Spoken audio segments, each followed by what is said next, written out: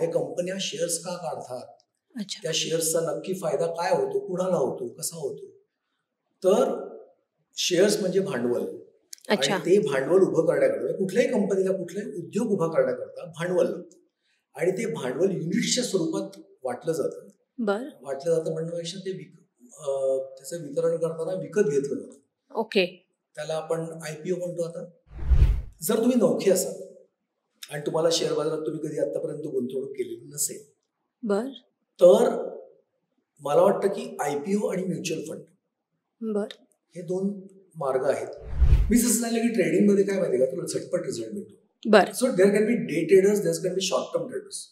Day traders म्हणजे दिवसाच्या दिवसाच, म्हणजे मी सकाळी घेतला, अर्ध्या तासात विकला, किंवा मी आधी विकला नंतर घेतला.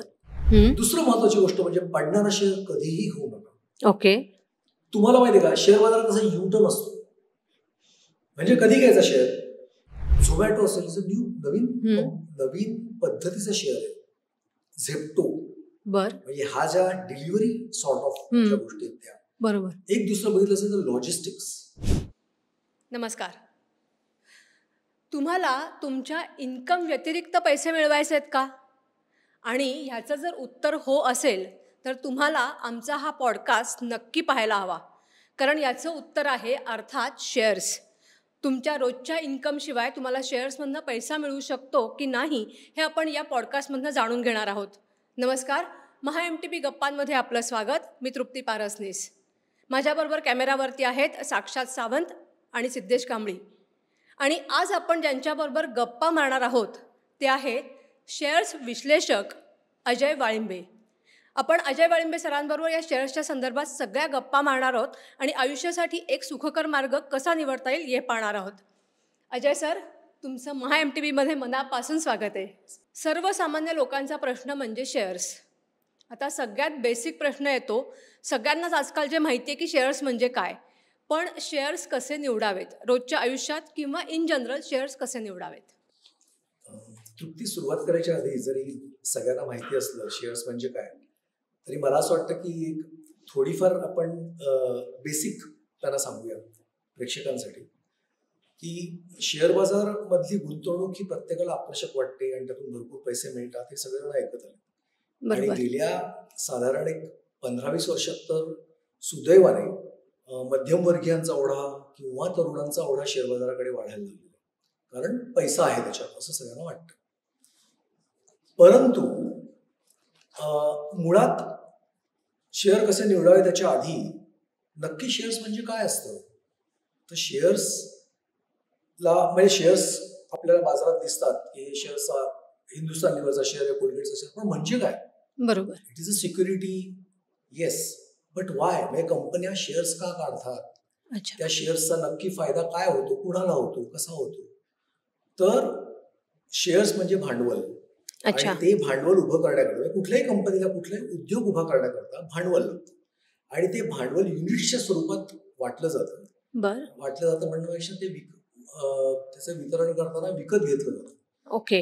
त्याला आपण IPO म्हणतो. आता म्हणजे मला समजा एक व्यवसाय चालू करायचा आहे आणि त्याकरता मला 10 कोटीची गरज आहे. माझ्याकडून मी 2 कोटी टाकले, बँकांकडनं कर्ज घेतलं, आणखीन 2 कोटी टाकले, मला 6 कोटी पाहिजेत. 10 कोटी मधले 4 कोटी गेले. मग ह्या 6 कोटीचा मी IPO काढू शकतो किंवा सध्या कुठल्या तरी माझ्या जवळच्या मित्रांकडनं शेअर्स वाटप करून ते पैसे गोळा करू शकतो. आणि नंतर ते बाजारात आणू शकतो. आणि एकदा का मी IPO काढला आणि ते शेअर्स बाजारात आणले की त्याचं लिस्टिंग होतं. आणि मग त्याचा बाजारभाव ठरतो. म्हणजे या कंपनीचा परफॉर्मन्स कसा आहे, या कंपनीचे प्रोडक्ट्स कुठले आहेत, ह्याला मार्केटमध्ये डिमांड किती आहे, त्याप्रमाणे त्याच्यात व्यवहार व्हायला लागतात आणि त्याचं ट्रेडिंग चालू होतं. म्हणजे आपला इतिहास, मुंबई स्टॉक एक्सचेंजचा इतिहास 100 वर्षापेक्षा जुना जरी असला तरी दुर्दैवाने अजूनही शेअर बाजारात येणारी माणसं तेवढ्या प्रमाणात नाही. म्हणजे आज आपण 140 कोटी आपलं पॉप्युलेशन आहे आणि या पॉप्युलेशन मधले किती टक्के लोक शेअर बाजाराकडे वळलेले आहेत, तर ते फार तर म्हणजे मला असं वाटतं की मला खरं म्हटलं तर नंबर नक्की माहिती नाही, पण मला माझ्या माहितीप्रमाणे हा 10 ते 12% वर नंबर नाही. एवढाच? अगदी एवढाच. बर. डीमॅट अकाउंट सुद्धा एवढे नाहीये. आज डीमॅट अकाउंटची संख्या आपण म्हणतो 17 कोटीवर गेली, 19 कोटीवर गेली. पॉप्युलेशनच्या मानाने 140 कोटीचं पॉप्युलेशन आहे आणि डीमॅट अकाउंटचा नंबर आपल्या 19-20 कोटीवर आत्ता पोहोचलाय. हे दुर्दैव आहे. बर. आता मी तुझ्या प्रश्नाकडे येतो की शेअर्स कसे निवडावेत. म्हणजे मी अर्थात बोलण्याच्या ओघात सांगितलंच की शेअर बाजाराचा शेअर्सचे भाव कसे ठरतात किंवा शेअर्स ट्रेड कसे होतात. जर तुम्ही नौखे असाल आणि तुम्हाला शेअर बाजारात तुम्ही कधी आतापर्यंत गुंतवणूक केलेली नसेल, बर, तर मला वाटतं की IPO आणि म्युच्युअल फंड, बर, हे 2 मार्ग आहेत. ओके. म्युच्युअल फंड मध्ये इनडायरेक्टली तुम्ही स्टॉक मार्केटमध्ये इन्व्हेस्ट करता जेव्हा तुम्ही इक्विटी म्युच्युअल फंडात गुंतवणूक करता. अच्छा. ओके. पण म्युच्युअल फंडाचे अनेक प्रकार आहेत. इक्विटी म्युच्युअल फंड आहे, डेट आहे, कमॉडिटीज आहे, वेगळे आहेत. त्याच्यामध्ये मी जेव्हा इक्विटी म्युच्युअल फंडामध्ये त्यात फ्लेक्सी फंड असेल, लार्ज कॅप असेल, स्मॉल कॅप असेल, मिड कॅप असेल, त्याच्याकडे आपण येऊच सगळं. बरोबर. तर ह्यामध्ये तुम्ही इनडायरेक्ट वेने येऊ शकता. दुसरा मार्ग असा आहे की तुम्ही IPO द्वारे, म्हणजे मला शेअर बाजारात काहीच माहिती नाही, बरोबर, परंतु पेपरात वाचून किंवा माहिती काढून की एखाद्या कंपनीचा IPO चांगला आहे की वाईट आहे, त्याचा प्रीमियम किती असू शकतो, अशी माहिती काढून मी IPO ला अप्लाय करू शकतो. बर. म्हणजे सगळ्याच्या आधी आणखीन एक बेसिक तयारी आपल्याला करायला पाहिजे. जसं आपण डीमॅट अकाउंट बद्दल बोललो, तर मला असं वाटतं की सर्वात महत्वाचं म्हणजे शेअर बाजारात गुंतवणूक करायच्या आधी माझी पूर्ण तयारी आहे. म्हणजे कशी, तर माझा डीमॅट अकाउंट हवा. बर. दुसरी महत्वाची गोष्ट म्हणजे माझ्याकडे थोडंफार गुंतवणुकीसाठी भांडवल हवं. बर. आणि 15,000 वगैरे नाही म्हणणार. बर. म्हणजे माझ्या मते तुमच्याकडे किमान 1 लाख रुपये तरी पाहिजेत जेव्हा तुम्हाला गुंतवणूक खरोखरच करायची सिरियसली. बरोबर. त्यामुळे मला असं वाटतं की पूर्वतयारी करून मग शेअर बाजाराकडे यायला पाहिजे. ओके. आणि मग आपण शेअर कसे ठरवू हे आपण बरं, तुम्ही आता बोलता बोलता असं म्हणालात की तुम्ही ज्या तयारी केली पाहिजे त्याच्यामध्ये डीमॅट अकाउंट आहे आणि अमाऊंट म्हणजे 15,000 होईना तेवढे अमाऊंट मिनिमम लागतं. तर माझा पुढचा प्रश्न हाच आहे की शेअरमध्ये पैसे गुंतवण्यासाठी किती किमान गुंतवणूक असावी आणि त्याचं व्हेरिफिकेशन कसं असावं? हा, तर म्हणजे कसं आहे माहिती आहे का, तुझं शेअर बाजारात मला गुंतवणूक करायची आहे पण मी पूर्ण मला जेवढी मिळकत आहे ती पूर्णच्या पूर्ण मी त्यात टाकू का, तर माझं उत्तर नाही असं. बरं. हे तुमच्या रिस्क प्रोफाईलवर अवलंबून आहे. म्हणजे असं की मला माझा इन्कम समजा असं आपण धरूया की महिन्याला 1 लाख रुपये मला भेटला, तर 1 लाखामधले संपूर्ण पैसे मी शेअर बाजारात नक्कीच टाकणार नाही. मी त्याचे काही भाग करेन. बरं. म्हणजे असं की मला घर खर्चाला किती लागतील तो एक भाग, माझ्यावर कुठल्या लायबिलिटीज आहेत त्याचा एक भाग. तिसरी महत्वाची गोष्ट म्हणजे माझ्या फ्युचरसाठी आणि सेफ इन्व्हेस्टमेंट म्हणून एक सेव्हिंग, ओके, म्हणजे बचत. आणि मग चौथा भाग म्हणजे शेअर्स. अच्छा. म्हणजे स्टॉक मार्केट. कारण काय, याच्यात इनहरंट रिस्क आहे, हा धोका आहेच. अच्छा. शेअर बाजार हा सट्टा जरी नसला तरी त्यात धोका आहे. बर. आणि जिथे जास्त धोका तिथे गुंतवणूक, तिथे परतावा जास्त. साधं गणित आहे. बऱ्याच वेळा सिरीज पाहिली असेल ती हर्षद मेहताची, बरोबर, त्याप्रमाणे जितका धोका जास्त तेवढे पैसे जास्त मिळतात, हे खरं आहे. परंतु हा सट्टा नाही, हा काय म्हणजे मटका नव्हे, जुगार नव्हे. याच्यात तुम्हाला अभ्यास करता येतो. आणि सुदैवाने आता शैक्षणिक म्हणजे ह्याच्याबद्दल शिक्षणही अवेलेबल आहे. NSE चे कोर्सेस असतील, BSc वर तर व्यवस्थित ट्रेनिंग इन्स्टिट्यूट आहे BSc ची. अच्छा. NISM आहे, सिक्युरिटी मॅनेजमेंट, याच्यामध्ये जाऊन शिकता येतं. ओके. पण तुझ्या प्रश्नाकडे पुन्हा येतो की ह्यामध्ये मी माझे किती पैसे गुंतवू शकतो. माझ्यामध्ये तुमच्या बचतीमध्ये एक ठराविक रक्कम जमा झाली व्यवस्थित, म्हणजे 1 लाख भर 2 लाख, जसं मी 1 लाखाचा नंबर सांगतोय, तर 1 लाख रुपये जरी माझे जमा झाले ना, मग त्याच्यानंतर ती गुंतवणूक चालू करू शकतो. अच्छा. मग ह्याच्यामध्येच आपण असं म्हणतो की जेव्हा तुम्ही गुंतवणूक करता आहात तेव्हा त्याच्यामध्ये रिस्क आलंच. अर्थात. मग ती रिस्क टेकिंग कपॅसिटी कशी ओळखायची की मी एवढी अमाऊंट गेल्यानंतर मला कितीही रिस्क येणार आहे? कारण कसं, रिस्क टेकिंग कॅपॅसिटी ही खूप महत्वाची आहे. म्हणजे हे मला असं वाटतं की हे काय माहितीये का, कुठल्याही माणसाचं मूलभूत आपण त्याचं जे पर्सनॅलिटी म्हणतो त्याच्यावर अवलंबून असतं. म्हणजे आता काही माणसांना ना की 1 लाख रुपये मिळाले, सर तो मला फास्ट पैसे जमा करायचा म्हणून मी ना जास्तीत जास्त पैसे मला कोणीतरी सांगितलं की स्टॉक मार्केटमध्ये किंवा रेस लावलेस तर जास्त पैसे मिळेल, आणि तो माणूस तेवढे पैसे खर्च करायला लागला, काही जास्त विचार न त्याची रिस्क टेकिंग कॅपॅसिटी आणि रिस्क टेकिंग ऍटिट्यूड हे दोन्ही जास्त आहे. ओके. काही माणसांकडे कॅपॅसिटी असेल पण ऍटिट्यूड नाहीये, आणि काही लोकांकडे कॅपॅसिटी नाहीये पण ऍटिट्यूड आहे, असंही असू शकतं. अच्छा. म्हणजे माझ्याकडे पगार कमी आहे, मला फार तर महिन्याला 20,000 रुपये मिळतात, मी कुठे स्विगी झोमॅटो कुठेही मी कुरिअरचं काम करतो, बरोबर, मला 15-20,000 रुपये पगार आहे, पण तरी सुद्धा मी स्टॉक मार्केटमध्ये पैसे घेतो, मी कमोडिटीज खेळतो, मी फॉरेन एक्सचेंज मध्ये अशी रिस्क घेणारे लोक पण आहेत. त्याच्याऐवजी जर का त्या मुलांनी त्याला जास्त कळत नसेल तर त्याच्यामध्ये म्युच्युअल फंडाचा मार्ग, मला वाटतं म्युच्युअल फंड हे सर्वात उत्तम आहे. ज्यांना शेअर बाजार, तू माझा पहिला प्रश्न होता, शेअर बाजार जास्त कळत नसेल किंवा बरोबर, mutual fund is the safest way. Equity mutual फंडात तुम्ही SIP वगैरे चालू करा आणि ते तुम्हाला इनडायरेक्टली तुमची गुंतवणूक वाढवतात. सायमल्टेनियसली तुम्ही त्याच्यातलं शास्त्रशुद्ध शिक्षण घ्या आणि मग शेअर बाजार डायरेक्ट इन्व्हेस्टमेंट. अच्छा, असं करू शकता. बर, तर रिस्क कॅपॅसिटी ही तुझ्या ऍटिट्यूडवर आहे. ओके. म्हणजे मला बरेच जणांना वाटतं, अजूनही आपलं त्यातून आपण आता पुन्हा असं करूया की म्हणजे मला कुठल्या असं रिलिजनवर बोलायचं नाहीये, रिलिजन म्हणण्यापेक्षा असं गुजराती मारवाडी असं बोलायचं नाहीये, पण मराठी माणसाची जी वृत्ती होती, मानसिकता होती, ती हळूहळू बदलत चालली सुदैवाने. ओके. मी जेव्हा 30-40 वर्षापूर्वी माझे जास्तीत जास्त मित्र, मी साऊथ मुंबईत राहायचो आणि माझे जास्तीत जास्त मित्र हे गुजराती मारवाडी पारशी होते. ओके. आणि त्यामुळे मी शेअर बाजाराकडे आपोआप आकर्षित झालो. मला त्यावेळी आई म्हणायची किंवा माझे जे जवळचे होते की अरे तू काय करतोस, कुठे पैसे गुंतवतोस, काय करतोस. आणि त्यावेळी मला त्यावेळी खरंच सांगतो लाख रुपये खूप जास्त होते. माझा पगार 800 रुपये असेल आणि त्यावेळी मी करंट अकाउंट उघडून असं करायचो, तेव्हा खूपच, आता ते मी खूप अभिमानाने सांगतो, पण त्यावेळी मी छपून करायचो. आता त्यावेळी त्याला एक प्रतिष्ठा आली आहे शेअर बाजारातल्या, बरोबर, जी आधी नव्हती. अगदी. तर तुला जर खरंच पैसे मिळवायचे तर तू अभ्यास कर, आणि मग तुझी रिस्क टेकिंग कॅपॅसिटी तर आहेच, ती तुझी एकदा डेव्हलप झाली की मग तुझा ऍटिट्यूड, मग त्यानंतर मग तू गुंतवणूक कर. पण असे अनेक लोक आहेत की माझ्याकडे खूप पैसे आहेत पण तरी सुद्धा मला पोस्ट ऑफिस किंवा NSS किंवा बँक डिपॉझिट याच्या पुढे जायचं नाही. बरोबर, उदाहरण आहे. बर, मग याच्यामध्ये आणखीन एक असं होतं की आता लोकांमध्ये शेअर्स हा शब्द जसा प्रचलित चाललाय तसे कन्सेप्शन आणि मिसकन्सेप्शन्सही प्रचलित होत आहेत. मग ते कसे आहेत आणि ती कुठली आहेत आणि ती कशी काढली जातात?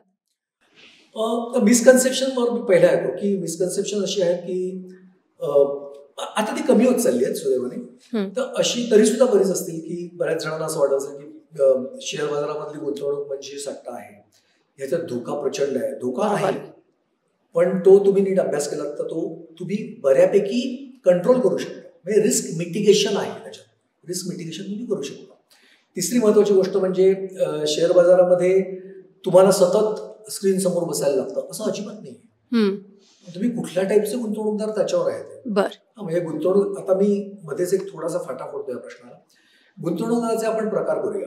ओके. हा, म्हणजे गुंतवणूकदार जो दीर्घकालीन गुंतवणूकदार आहे, म्हणजे मी चांगले स्टॉक घेतो आणि मी जास्त बघत नाही त्याच्यात.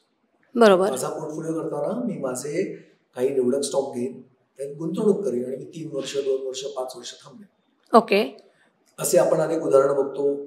व्हॉट्सअपवर बरेच वेळेस असतं की त्या काळी तू जर मारुती मोटरच्या ऐवजी त्याचे शेअर्स घेतले असते त्याच किमतीचे मारुतीचे, तास तुला एवढे पैसे मिळाले असते. बरोबर. हा, किंवा MRF टायरचा तू एक जरी शेअर घेतला असता 25 रुपयाचा, बरोबर, तास तो एवढा झाला असता, अगदी 1.5 लाख रुपये.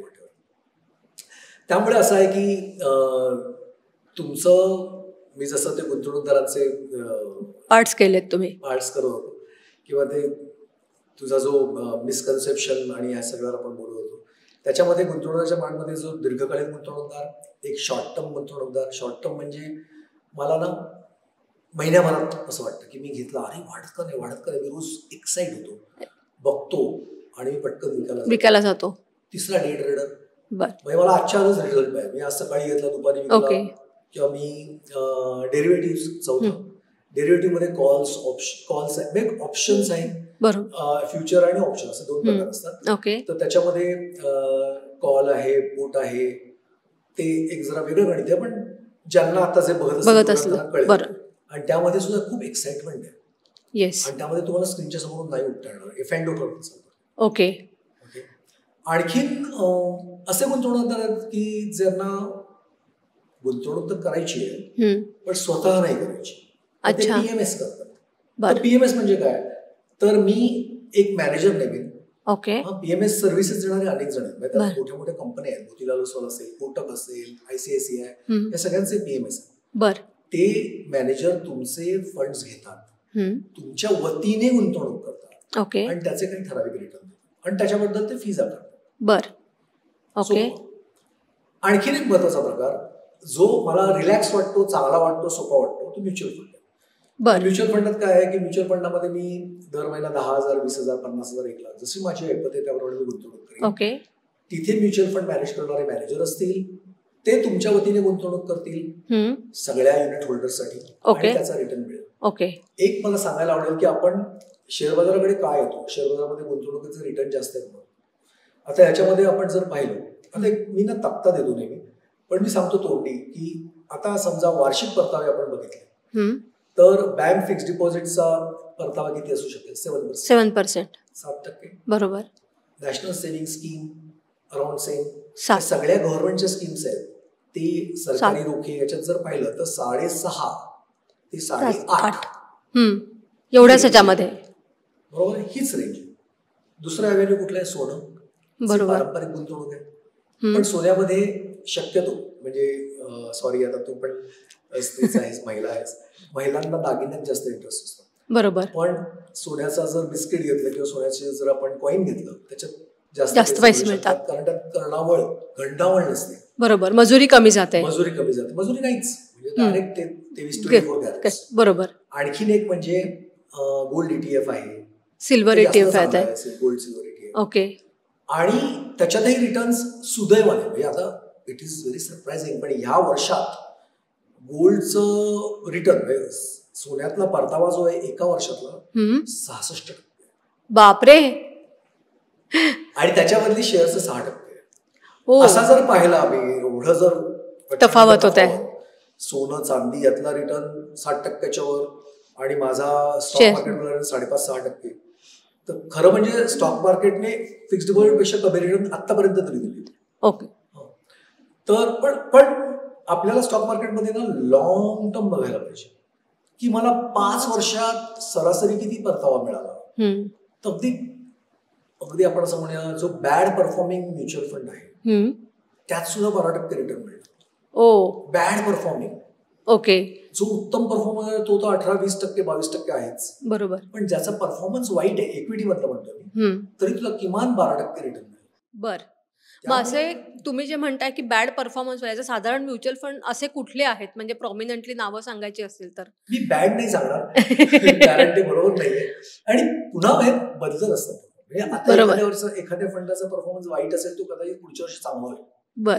कारण त्याचा मॅनेजर बदलेल किंवा ते त्याचा स्टॉक्स टर्नओव्हर करतील, वेगळे स्टॉक्स म्हणजे बदलतील स्टॉक्स, ज्यामुळे तुझा पोर्टफोलिओ ते चेंज करतील, त्यामुळे त्याचा परफॉर्मन्स वाढू शकतो. पण म्युच्युअल फंड बरेच आहेत आणि बऱ्याच स्कीम्स आहेत. म्हणजे म्युच्युअल फंडसाठी मला असं वाटतं की किमान एक 50 स्कीम्स तर डेफिनेटली असतील. ओके. वेगळ्या वेगळ्या टाईपच्या आणि वेगळ्या वेगळ्या नावांच्या. अर्थात याच्यामध्ये आपल्याला किती स्कीम निवडायच्या आणि कसं करायचं त्याकरता तुम्ही तज्ञाची किंवा एखाद्या सल्लागाराची निवड करू शकता. तुम्हाला स्वतःला कळत असेल तर उत्तमच. मग आता तुम्ही आता आपण जे म्हटलं की आता कन्सेप्शन मिसकन्सेप्शनवर आपण आलो, त्याच्यानंतर आपण आता रिस्क टेकिंग फॅक्टर्सवरती आलो. या सगळ्याच्या व्यतिरिक्त आपण शेअर्स म्हटलं की एक बेसिक शब्द सर असतो की ट्रेडिंग करणे अर्थात गुंतवणूक. ट्रेडिंग आणि गुंतवणूक म्हणजे नक्की काय असतं शेअर्स मधलं? मी जसं सांगितलं की ट्रेडिंग मध्ये काय माहिती का, तुला झटपट रिझल्ट मिळतो. बरं. So there can be day traders, there can be short term traders. Day traders म्हणजे दिवसाच्या दिवसाच, म्हणजे मी सकाळी घेतला अर्ध्या तासात विकला किंवा मी आधी विकला नंतर घेतला. ट्रेडिंग मध्ये काही शॉर्ट सेल करता. ओके. दुसरा आहे डेरिव्हेटिव्स, F&O सेगमेंट. बर. ज्याच्यामध्ये तुला कॉल पुट मध्ये खेळता येतं आणि त्यात तुला कंटिन्युअस स्क्रीन समोर आला रिझल्ट ताबडतोब लागतो. बर. एकच आहे डेरिव्हेटिव्ह मध्ये तुम्हाला तुमचे रिटर्न्स आहेत ते तुमच्या इन्कम प्रमाणे टॅक्स लागतो. Okay. So it's not like a short term capital gain tax, long term capital. बर. डेरिव्हेटिव्ह मध्ये इट इज लाईक तो नेहमीच सट्टा समजून त्याच्यावर तुझा जेवढा इन्कम आहे, if you are in 10% bracket, 20% bracket, 30% bracket, accordingly it would be taxable. Okay. आणि हे जे आहे तुमचं इतर म्हणजे जे लॉंग टर्म्स वाले आणि शॉर्ट टर्म, तिथे तुम्हाला लॉंग टर्म कॅपिटल गेन आणि शॉर्ट टर्म कॅपिटल गेन, जर तुम्ही स्टॉक्स 1 वर्षाच्या पर्यंत ठेवले, ओके, 1 वर्षापर्यंत, तर तुला शॉर्ट टर्म कॅपिटल गेन 1 वर्षाच्या आत विकले तर ओके जो 20% आहे. बर. आणि लॉंग टर्म कॅपिटल गेन जर तुमचा गेन 1.25 लाखापर्यंत झाला तर 0 टॅक्स, 1.25 लाखाच्या वर 12.5%. अच्छा, असं आहे. त्यामुळे लॉंग टर्म ठेवणं कधीही फायद्याचं आहे आणि गुंतवणूक लॉंग टर्मच ठेवा, ज्याचं तुम्हाला रिटर्न मिळू शकतो. सो तुम्ही म्हणता फरक असा आहे की एक डे ट्रेडर्स ज्यांना झटपट मिळू शकतो. डे ट्रेडर्स म्हणजे इंट्राडे का? इंट्राडे, ओके, किंवा short term traders also. Okay, म्हणजे 1 आठवड्याकरता घेतले विकले असं पण असतं. शॉर्ट ट्रेड करतो 4-5 दिवसात. अच्छा. आता तुम्ही मगाशी बोलता बोलता टॅक्सचा विषय काढलात की तुम्ही एवढी गुंतवणूक केल्यावरती तुम्हाला एवढा टॅक्स द्यावा लागतो. सर्वसामान्यांना बेसिकली टॅक्स आणि इन्कम टॅक्सची भीती वाटते. मग त्यांनी कसं शेअर्सची गुंतवणूक करावी? शेअर्सची गुंतवणूक करताना जसं काय माहितीये का, आता आपण नवीन देअर टू टॅक्सचे 2 स्ट्रीम्स आहेत, एक न्यू रेजिम, एक ओल्ड रेजिम. न्यू रेजिम मध्ये ना तुम्हाला या सगळ्याचा विचार करायची गरजच नाही. अच्छा. कारण पूर्वी कसं होतं की शेअर्स मध्ये एका म्युच्युअल फंडाचं ELSS स्कीम आहे, म्हणजे इक्विटी लिंक्ड सेव्हिंग स्कीम, त्यामध्ये ATC मध्ये तुम्हाला एक्झम्पशन मिळत होतं, ओके, अप टू 1.5 लाख. आता जर नवीन तुम्ही याच्यात असाल तर तुमचा याचा काही संबंध नाही. ओके, कुठेही कशी गुंतवणूक करू शकता आणि तुमच्या टॅक्स स्लॅब प्रमाणे तुम्हाला टॅक्स लागतील. Long term capital gain 12.5%, short term 20%. Okay. आणि तुम्हाला सरकार पण हेच सांगतंय थोडक्यात इनडायरेक्टली की तुम्ही लॉंग टर्म गुंतवणूक करा, शॉर्ट टर्म करू नका. ओके. आणि ते फायद्याचंच आहे. आपण अशी अनेक उदाहरण, जसं मला सांगितलं बघा, अशी की मारुतीचं उदाहरण दिलं किंवा एशियन पेंट्स, अशी अनेक असंख्य उदाहरण की, आणि आपल्या शेजारी पाजारी तुम्हाला असे दिसतील खूप जुने जुने म्हातारे लोक ज्यांच्याकडे त्यांनी त्यावेळी घेतलेले शेअर्स आज करोडो रुपयांचे झाले. अगदी. आणि ते साधे कपडे घालून शांतपणे फिरत असतात, पण ते करोडपती आहेत. बरोबर आहे. आणि ते लॉंग टर्म गुंतवणूक. अगदी. पण मग ह्याच्यामध्ये आणखीन एक असं की शेअर बाजार म्हणजे सट्टा बाजार असं म्हटलं जातं आणि त्याच्यामुळे शेअर बाजारात सगळ्यात जास्त फसवणूक होते. तर शेअर बाजारातल्या या फसव्या योजना कशा असतात, त्या ओळखायच्या कशा? ते तर फारच आहे. म्हणजे मला खूप आश्चर्य वाटतं की लोक एवढे कसे फसू शकतात. एक तर मुळात काय माहितीये का, मी अशा असंख्य जाहिराती बघतो स्टॉक मार्केटचं, तुम्हाला आम्ही शिकवू आणि मग तुम्ही लगेच लखपती बनाल, लगेच करोडपती बनाल. ही माणसं स्वतःचा वेळ घालून सोडून तिथे येऊन का शिकवतायत, माझा साधा प्रश्न आहे. दुसरी महत्वाची गोष्ट म्हणजे तुम्ही जेव्हा स्टॉक मार्केटमध्ये गुंतवणूक करायला येतात ना, तर झटपट पैसा हे डोक्यातून काढून टाकलं पाहिजे. तू फक्त किमान 5 वर्षाची माझी गुंतवणूक असेल, 10 वर्षाची गुंतवणूक. पेशन्स हा फार इम्पॉर्टंट शब्द आहे stock market. You should have patience.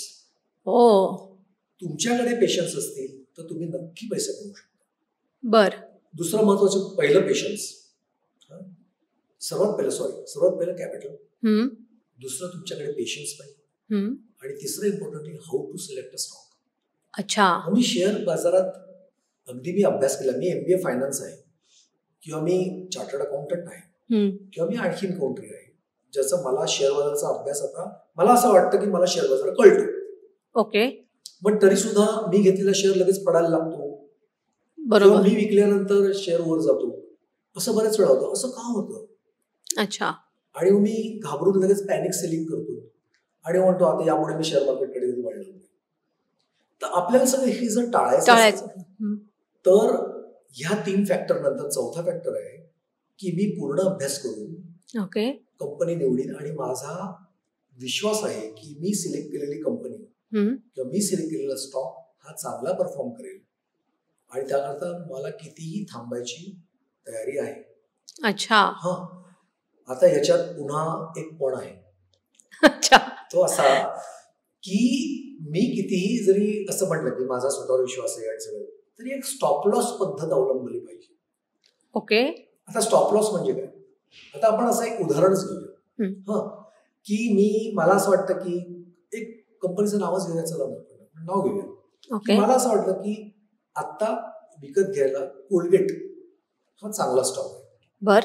कोलगेटची market price आज 2200 रुपये आहे. ओके. अर्थात डिस्क्लेमर देतो मी, माझ्याकडे स्टॉक असले तरी मी त्याच्याबद्दल काही बोलत नाही. बरोबर. मी जस्ट बोलतोय एक एक्झाम्पल.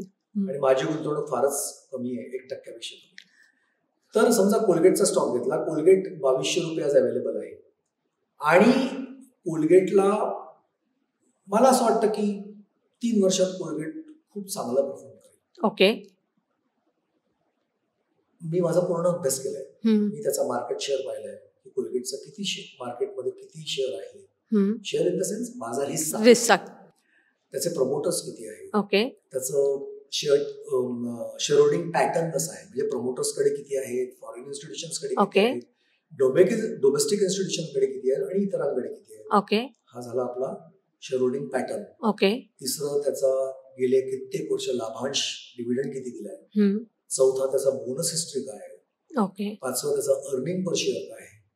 सहावं त्याचा प्राइस अर्निंग गुणोत्तर काय आहे. त्याचा बीटा काय आहे. आता याच्या काही काही शब्द मी नंतर सांगतो.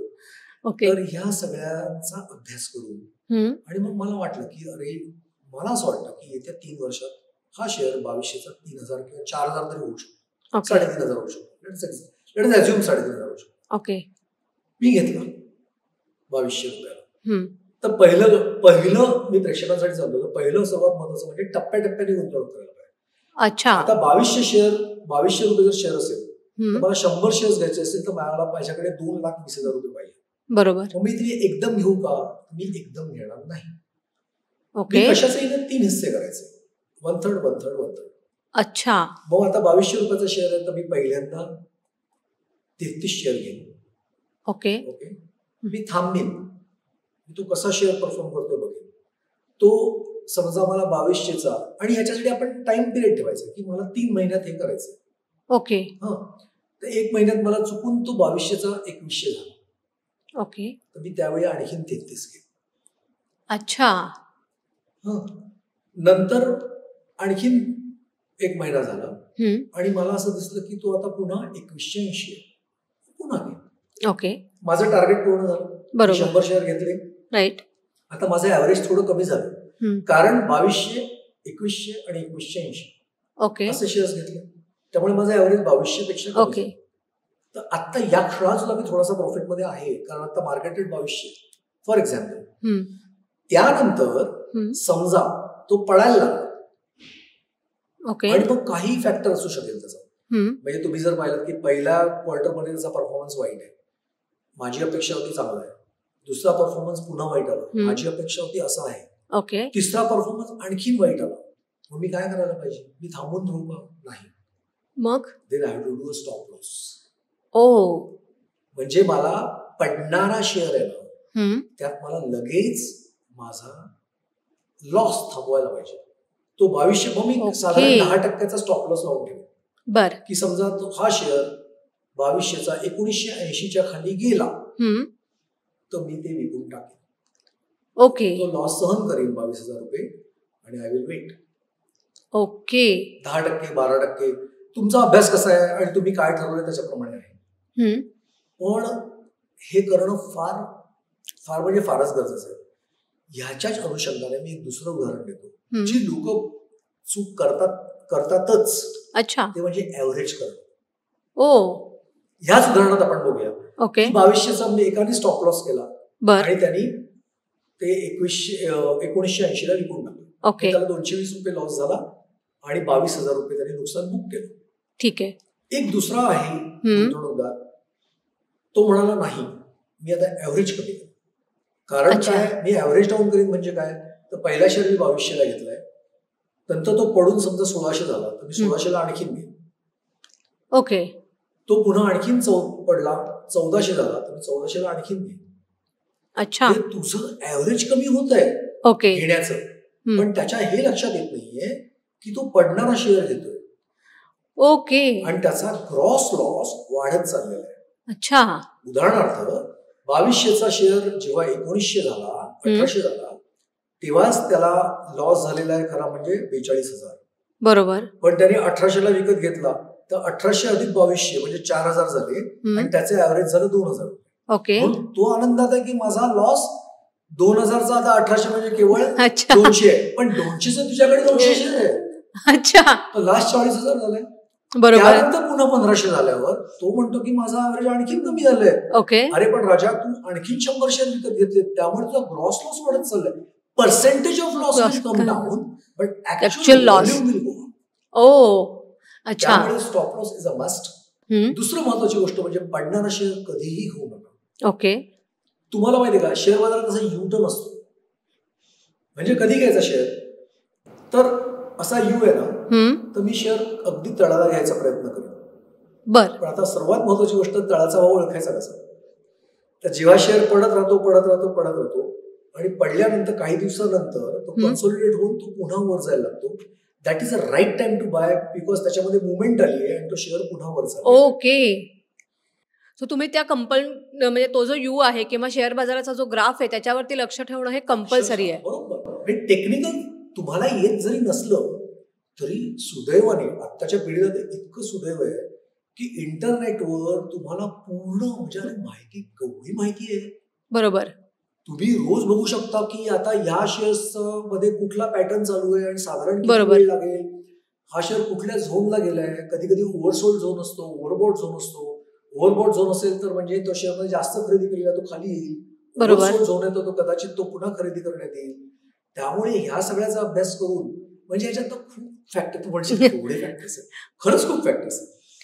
पण तेवढा अभ्यास करताना आपल्याला प्रत्येक गोष्टीवरती लक्ष ठेवणं खूप गरजेचं आहे. म्हणजे शेअर घेण्यापासून ते शेअर विकतानापर्यंत प्रत्येक मुवमेंटला तुम्ही जसं म्हणालात की तो ग्राफ बघणं गरजेचं आहे. पण ग्राफ बघणं म्हणजे काय माहितीये का तो हे आता डे ट्रेडर्ससाठी बरोबर किंवा शॉर्ट टर्म ट्रेडर्ससाठी. लॉंग टर्म इन्व्हेस्टर जसं पहिलं एक्झाम्पल दिलं आणि ज्याच्यामध्ये मला खात्री आहे की ही कंपनी चांगलीच राहणार आहे आणि ती त्याचा ग्राफ जर बघितला तर 10 वर्षात 20 वर्षात आणि त्याची ना तुला प्रोजेक्टेड अर्निंग्स मिळू शकतात. ओके. त्या कंपनीची वेबसाईट बघा, कंपनीचे प्रमोटर्स बघा काय, कंपनीचं प्रोडक्ट बघा, त्याला कॉम्पिटिशन किती जणांची आहे ती बघा, त्या कंपनीचं प्राइस अर्निंग गुणोत्तर बघा, विजावी इतर कंपन्यांचं प्राइस अर्निंग गुणोत्तर बघा. त्यामुळे हा शेअर आपला स्वस्त पडतोय की महाग पडतोय ते कळेल. शेअर होल्डिंग पॅटर्न बघा. हे सगळे फॅक्टर बघून जर तू अभ्यास करून जर चांगला स्टॉक खरेदी केलास तर तुला डेफिनेटली चांगले पैसे मिळतील. अच्छा. शिवाय महत्वाची गोष्ट म्हणजे डेट इक्विटी रेशो म्हणजे कंपनीने किती कर्ज काढलंय. जेवढं कर्ज कमी तेवढं उत्तम. बर. त्यामुळे मी शक्यतो खरेदी करताना कर्ज नसलेली किंवा अत्यल्प कर्ज असलेली कंपनी घेतो. बर. ज्याच्यामध्ये कदाचित आरओई किंवा आरओसीई हा कमी असू शकतो. रिटर्न ऑन इक्विटी कमी असू शकतो. ओके. कारण तू जेव्हा कधी कधी कसं असतं मार्केटमध्ये मला रिटर्न जास्त असतील आणि त्याच्या मी जर डेट घेतलं तर ते फायद्याचं ठरतं. उदाहरणार्थ कर्ज आता सॉरी मी वेगळ्या खूप जास्त म्हणत नाही. तर काय मी कर्ज घेतो. आता कर्जाचा समजा व्याजदर आहे मोठ्या कंपन्या 9% असं धरून आणि मला इथे परतावा प्रॉफिट मार्जिन माझं 14%. ओके. तर मी कर्ज घेतलेलं जास्त फायद्याचं. मी 9% कर्ज घेतलं, माझं इक्विटी तेवढंच राहिलं. ओके. माझा अर्निंग पर शेअर वाढेल. बर. पण माझं डेट येईल आणि माझा रिटर्न ऑन इक्विटी वाढेल कारण माझा इकडे परतावा जास्त आहे. ओके. तर हे सगळे फॅक्टर्स खूप महत्वाचे आहेत. तुम्ही तर महत्त्वाच्या गोष्टी आम्हाला सांगितल्या की आता शेअर्स कसे निवडावेत, कुठल्या गोष्टींचा विचार करावा. आता मी थोडंसं येते की आपल्या जागतिक स्तरावरती सध्या अनेक घडामोडी घडत आहेत आणि परत जसं मी म्हटलं की आपल्याकडे शेअर मार्केट हे खूप सगळीकडे चर्चेचा विषय असतो. आता माझा विषय असा आहे की आता सध्या अमेरिकेमध्ये जी काय उलथापालथ होती आहे किंवा ट्रम्प सरकार आपले जे काय लाडाचे गोष्टी करता आहेत तर ह्याचा आपल्या भारतावरती म्हणजे मी असं नाही म्हणणार भारतीय शेअर मार्केटवर नाही मी म्हणते भारतावरती कसा परिणाम होऊ शकतो चांगला वाईट कुठल्याही पद्धतीनं. भारतावरचे परिणाम म्हणजे आता तसं म्हटलं तर आपण पॉझिटिव्ह आणि निगेटिव्ह दोन्ही साईड बघूया. बर. पॉझिटिव्ह साईड मध्ये मी असं बघेन की आज माझ्याकडे मोठा तरुण वर्ग आहे. ओके. सुदैवाने कन्झम्पशन स्टोरी आपल्याकडे can be steel floated because माझं पॉप्युलेशन 140 कोटी आहे. त्यामुळे मला कन्झम्पशन थीम ना माझ्याकडे चालणारच. मी काही आपलं जीडीपी वर काय बरोबर कारण कन्झम्पन अगदी पॉप्युलेशन पर कॅपिटा माझं कमी आहे. बरोबर. त्यामुळे मी तिसऱ्या क्रमांकाची अर्थव्यवस्था जरी असलो तरी माझ्याकडे गरिबी पण आहे. बरोबर. माझा देश संपन्न आहे का? अजून तरी नाही. पण मला संपन्न करायचं आहे, त्याच्याकरता प्रयत्न आहेत का? चालू आहे. आपलं इन्फ्रास्ट्रक्चर स्पेंडिंग वाढतंय, आपण सिरियसली बऱ्याच गोष्टी करायचा प्रयत्न करतोय. ओके. पण हे सगळं त्या वेळेत करणं हे कठीण असू शकतं. बरोबर. आणि कठीण आहे. त्यामुळे कौशल्य विकास आणि तरुणांना रोजगार ही मला वाटतं प्रायोरिटी पाहिजे. ओके. दुसरी महत्वाची गोष्ट म्हणजे आता आपण मॅन्युफॅक्चरिंग हब बनतोय. बऱ्याचशा कंपन्या इकडे येऊन मॅन्युफॅक्चर करायचा विचार करतात. हे एका दृष्टीने चांगलं आहे की ज्यामुळे रोजगार निर्मिती होऊ शकेल, माझ्याकडे प्रोडक्शन ते एक्सपोर्ट करेल त्यामुळे माझा निर्यात वाढू शकेल. पण तिसरं आपल्याकडे इनोव्हेशन कुठे आहे? अच्छा, आपण खूप इंजिनियर्स निर्माण केले, पण आपण शोध किती लावले? बरोबर. आपला, तुला आश्चर्य वाटेल, आपला R&D वरचा खर्च हा 1% कमी आहे जीडीपीच्या. आणि इतर देशांचा, चायना सारख्या देशाचा 6% वगैरे. बापरे. आपण खूपच कमी आहोत. शिक्षणासाठी आणि प्रोव्हिजन कमी आहे, रिसर्च डेव्हलपमेंटसाठी कमी आहे. तिथे आपल्याला लक्ष देणं खूप गरजेचं आहे. अच्छा. त्यामुळे जोपर्यंत आपण ह्या मूलभूत गरजांकडे किंवा मूलभूत गोष्टींकडे लक्ष देत नाही तोपर्यंत मला असं वाटतं की भारतासाठी आव्हान. अच्छा. थोडासा आणखीन ह्यातलाच प्रश्न की आता सध्या म्हणजे मी स्वतः वॉरन बफे खूप वाचले आहेत आणि आता सध्या ते खूप चर्चेत आहेत. म्हणजे त्यांनी त्यांचे स्वतःचे शेअर्स विकून त्यांनी आता कॅश जमा करायला सुरुवात केलेली आहे. ह्याचा किती परिणाम होऊ शकतो शेअर मार्केटवर किंवा कॅश फ्लोवरती इन जनरल सगळंच? काय माहिती का, वॉरन बफे ऑफकोर्स सगळ्या जगाचे गुरु आहेत. बरोबर. पण त्यांनी मला वाटतं टोटल 2025 मध्येच आता $24 बिलियन शेअर्स विकले. कारण त्यांचं मत काय, त्यांना काय वाटतं, त्यांना असं वाटतं की मार्केट ओव्हरव्हॅल्यूड आहे. ओके. आणि सगळ्याच कंपन्या ओव्हरव्हॅल्यूड आहेत, त्यामुळे हे जास्त आहे असं मला वाटतं. आणि देअरफॉर एक तर त्यांनी बायबॅक पण केलेलं नाही स्वतःच्या शेअर्सचं, आणि ते स्वतः आणि ते आहेत ते स्टॉक पण विकतात. पण याला मला असं वाटतं की दुसऱ्या अँगलनी पण बघायला पाहिजे. वॉरन बफे एक आहेतच, ते गुरु आहेत, पण त्याच्याबरोबरच इतरही जे नवीन सेक्टर्सचे शेअर्स आहेत त्यांचं व्हॅल्युएशन करणं खरंच कठीण आहे. झोमॅटो, स्विगी, आता कसं आहे, जे आपण स्टार्टअप हा एक प्रकार, नव्या पिढीचे शेअर्स कुठले. तर मला एक 5 शेअर्सची नावं सांगा ना. ऑफकोर्स, झोमॅटो असेल, नवीन पद्धतीचा शेअर आहे. झेप्टो, म्हणजे हा ज्या डिलिव्हरी सॉर्ट ऑफ गोष्टी आहेत त्या. बरोबर. एक दुसरं बघितलं असेल तर लॉजिस्टिक्स.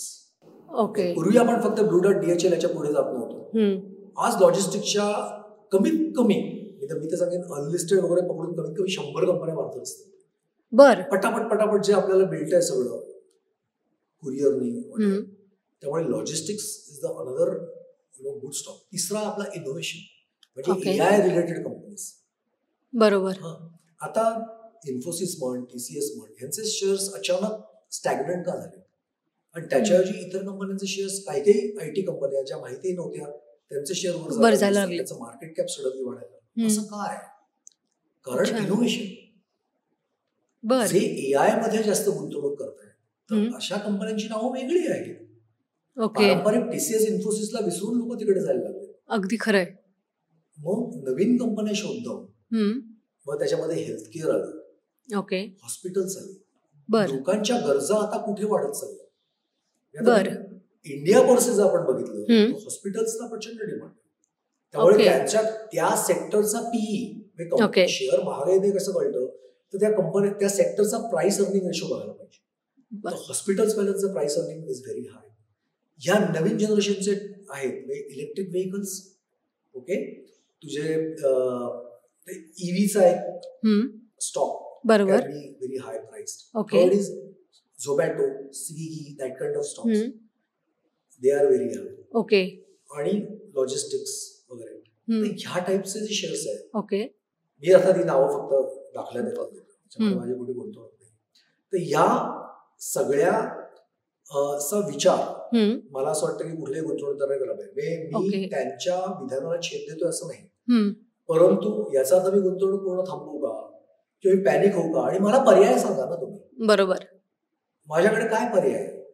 आज गुंतवणुकीचा पर्याय म्हटलं हम्म, तर पारंपरिक गुंतवणूक जशी जी पोस्ट आणि बँका, हम्म, दुसरी माझ्याकडे रिअल इस्टेटसाठी माझ्याकडे मोठं कॅपिटल पाहिजे आणि बरोबर त्यात माझे पैसे ब्लॉक होतात. बरोबर पुन्हा मला पटकन तेवढी लिक्विडिटी नाही. अगदी खरंय. तिसरा राहिला सोनं. पण सोनं सुद्धा ज्या रीतीने वाढतं ज्या वेगात ते हम्म, प्रत्येकाला परवडत परवडत नाहीये. गुंतवणूकच खूप जास्त होईल. बरोबर. ETF is one part of course, हम्म, की सोनं किंवा चांदी याचा बरोबर. ETF हा एक पार्ट होऊ शकतो. आणि सोनं ज्या वेगात वर गेलंय, हम्म, हे अर्थात माझं वैयक्तिक मत आहे, पण जरी सुद्धा ज्या वेगात वर गेलंय तर आता सोन्या किंवा चांदीत एंट्री घेणं हे हम्म, मला पुढच्या वर्षात किती रिटर्न देईल हा एक महत्वाचा प्रश्न प्रत्येकाने ओके. विचार करायला पाहिजे. बर. आणखीन एक महत्वाची गोष्ट म्हणजे इतर गुंतवणूक, म्हणजे मला हे सगळं किंवा म्युच्युअल फंड हा एक पर्याय होता. बरोबर. आणि पाचवा स्टॉक मार्केट, हम्म, डायरेक्शन. डायरेक्शन. हम्म, म्युच्युअल फंडातली गुंतवणूक, म्युच्युअल फंडातले पैसे मार्केटमध्ये येतच राहणार. हो. आणि भारतामध्ये जर जी म्युच्युअल फंडातली गुंतवणूक ज्या पद्धतीने वाढतीये हम्म, त्या दृष्टिकोनातून पाहिलं तर मला वाटत नाही की पटकन स्टॉक मार्केट कोलॅप्स होईल. आणि तेवढं पॅनिक सेलिंग होणं अशक्य वाटतं. बरोबर. अनलेस हम्म, की काहीतरी प्रचंड घडलं, म्हणजे जागतिक वॉर, हम्म, थर्ड वर्ल्ड वॉर, किंवा तरच. कुठला तरी मोठी कोविड टाईप आजार, हम्म, असं जर काय आलं तर होऊ शकतं. बरोबर. परंतु मला असं वाटतं मी बरोबर. त्यांच्याशी एवढा समज. ओके. अजय सर, तुम्ही एक महत्त्वाची आणि मोलाची माहिती मला सांगितलीत की शेअर मार्केटमध्ये तुम्हाला पैसे मिळू शकतात तुमच्या इन्कम व्यतिरिक्त, पण योग्य अभ्यास करून, तुम्हाला योग्य शिक्षण घेऊन आणि तुमच्याकडे असलेल्या गुंतवणुकीचा तुम्ही योग्य वापर केला तर तुम्हाला शेअर्समधनं पैसे मिळू शकतात. तुम्ही आज महा MTVमध्ये आलात. माझा शेअर्स या विषयावरती आम्हाला सगळ्यांना खूप उत्तम प्रकारे मार्गदर्शन केलं आणि हे मार्गदर्शन केवळ तरुणालाच नाही तर 40शी पुढच्याही व्यक्तींना नक्कीच उपयोगी ठरणार आहे. आणि याच्यासाठी येस, संपायच्या आत की बऱ्याच जणांना वाटतं की मी आता 50 वर्षाचा आहे, 60, आणि कोणीतरी गणित केलं होतं की तुमचं वय किती आहे, समजा वय 60 आहे, तर म्हणे मग तुमच्या वय त्या 100 वजा करा आणि उरलेले पैसे शेअर बाजारात टाका.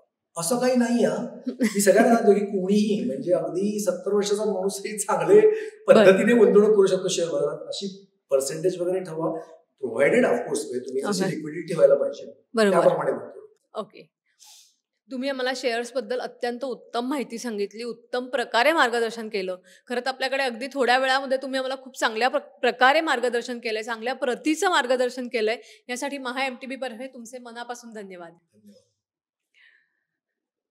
शेअर्समधनं तुम्ही पैसे मिळवू शकता का, असा प्रश्न मी तुम्हाला सुरुवातीला विचारला होता आणि या प्रश्नाचं उत्तर या पॉडकास्ट नंतर नक्कीच 100% हो असं आहे. तुम्हाला हा पॉडकास्ट कसा वाटला हे आम्हाला कमेंटमधनं जरूर कळवा. त्यासाठी महा MTVला लाईक करा, शेअर करा आणि सबस्क्राईब करा. धन्यवाद.